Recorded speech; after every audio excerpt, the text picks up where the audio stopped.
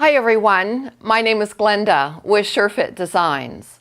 In this video, we're going to focus on the lady who has a large abdomen and tummy area and who might have a waistline that's higher in the front than it is in the back. And if you do have that situation and you're wearing a commercial pattern or a ready-to-wear garment, you may have the telltale signs where you have stress wrinkles straining to go over the top of your tummy. Another thing that might happen is your side seam might be straining forward.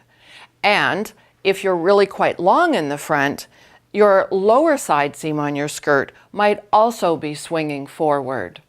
I have a photograph here of a lady who does have a large abdomen, and of course you don't see any of those telltale stress lines, and that's because she's wearing her well-fitting SureFit Designs pants pattern, but you can see the situation. Her waist isn't level, it's slanted upward, and she does have that large tummy. So in this demonstration, I'm actually going to work on the SureFit Designs skirt pattern, which is found within your SureFit Designs dress kit. And also you've got an instruction book, and if you want to follow along, it's on page 16, and this is minor tune-up number 11. All right. So let's just assume you've taken all of your body measurements and you have drawn off your pattern. And I do have a skirt pattern drawn behind me. One thing I will mention is that I'm only showing one line going around. I have not added seam allowances yet, and this is simply for clarity in the video demonstration.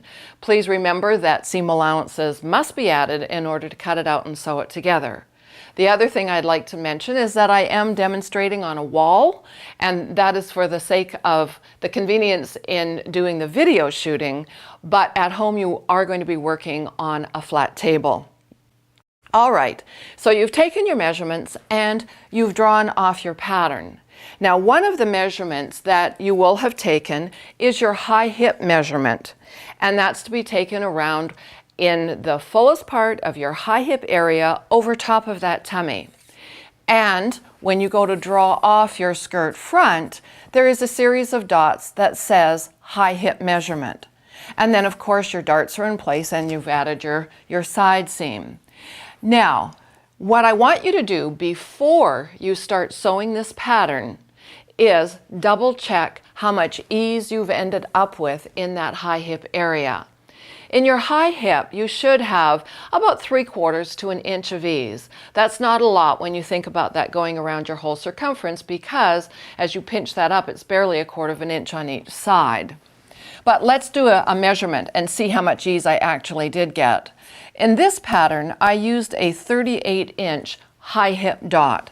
And so to measure the amount of ease, you start at center back at the level of the high hip dots, and then measure to the side of the dart, then pretend like that dart has been sewn out, go to the other side of the dart, and then measure to your side seam. Then take that measurement, that distance on your tape measure, and put it right at center front, again at the level of your high hip. Measure to the side of the dart, then scoot the tape measure over like you were sewing the dart out, and then go to the other side seam. And then all you do is fold your tape measure double and compare to what your body was. So if your body was 38 in that high hip area, my tape measure is giving me 39 inches, which means that I do have that required 1 inch of ease. Now, if in fact your pattern doesn't give you that, well then go back and double check your measurements and go back and double check your drawing, because you should get approximately, as I said, 3/4 to 1 inch of high hip ease.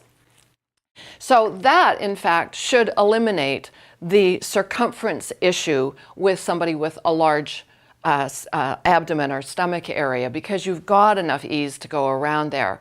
But you still might have excess height at the top of your waistline in the front compared to the back. And so there, what I would like you to do is take your elastic and tie it around your waist in the appropriate position for your waistline. And here's where you're going to need a measuring buddy, because then I want somebody to come in for you and measure from that elastic down to the floor in the front and the elastic down to the floor in the back. And the difference between those two lengths should tell you approximately how much you need to add at the height of center front. So let's just do that. And in my example here, I've said that we're going to add approximately 3/4 of an inch. So take your ruler or seam gauge and measure up 3/4 of an inch, and then you're going to connect from that raised center front waist point down to your side seam. But you don't want to connect in just a straight line like this. You do want a slight curvature, and you do want to make sure that at center front here, you come out approximately 3/4 of an inch. That is, I'm just going to draw this in like this. You want to make sure that your center front and this starting line is at a right angle or perpendicular.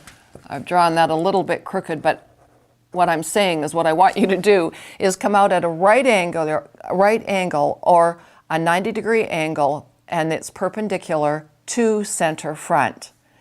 And then the reason for that is so that when you open your skirt up, that you don't get an inverted V there.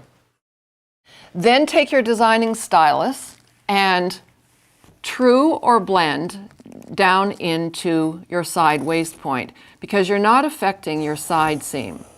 And that the side seam still needs to be exactly the same length as the side seam on the back of the pattern. So that's going to add the extra height that you need at the top of the front of your skirt. But it does affect the dart. You can see that the dart needs to get longer, but you don't want it getting wider. You want to maintain the appropriate width. And so when you drew this dart, you did use the waist darts template that was found within your dress kit. And it was dart number 2 that said skirt front dart. So you take dart number 2 and you're just simply going to reposition it on your new waistline and then draw through this dart template like this. It might change the angle of the dart a little bit. It will definitely shorten it. But the thing to remember about these darts is they're not fixed. You can manipulate them however you want. You can shorten, lengthen, stitch in a convex or a concave curve. You can divide the dart in half and have a smaller dart going over here. And that information actually on working with your dart, I've actually got another video called Divining the Dart, and so you'll want to watch that. And where you're going to find that video is in the Sure-Fit Designs Learning Center in the video library. Okay, so that actually modifies and does the fine tune-up for the large abdomen. And I think that if you give this a try, that you'll see that it is really going to be beneficial.